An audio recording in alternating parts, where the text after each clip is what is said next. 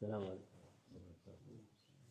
أعوذ بالله من الشيطان الرجيم. بسم الله الرحمن الرحيم والصلاة والسلام على رسول الله محمد سيد الأولين والآخرين. مدد يا رسول مدد يا سادة أصحاب الرسول مدد يا مشايخ يسر مولانا شيخ عبد الله فاز حسن شيخ محمد القاني مدد. طريقتنا الصحبة والخير في الجمعية.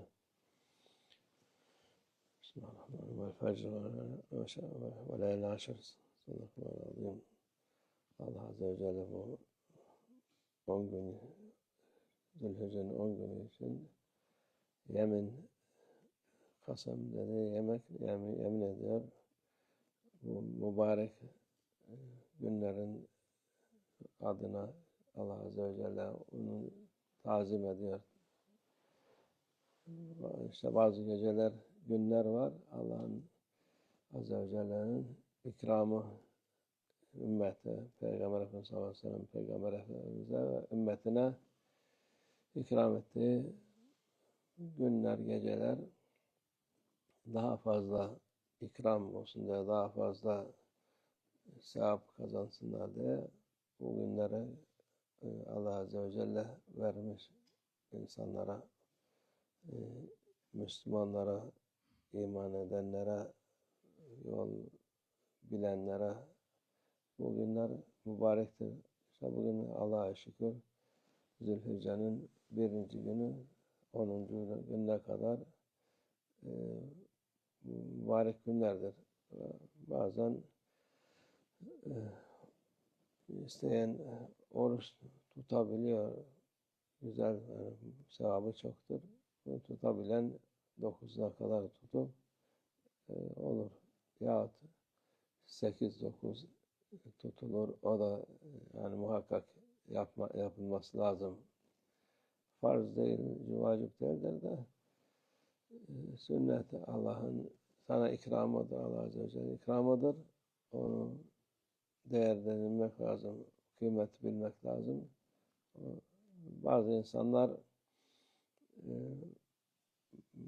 karıştırıyorlar. Farzla sünneti karıştırıyorlar. Farz olanı yapmıyorlar. Sünnet olanı yapıyorlar. Ramazan'da bazıları oruç tutmaz. Ya Zülhicce'de tutar ya Muharrem'de tutar. O farzın yerini hiçbir sünnet tutmaz. Onun için dikkat etmek lazım. Bir şey yaparken iyi bir şey yapıyorum zannederken sen günaha girmiş oluyorsun. Bir farzı bırakıp sünneti yaparak. Onun için dikkat etmek lazım. Allah ikram etti. İkisini de ilk başta farzı yap.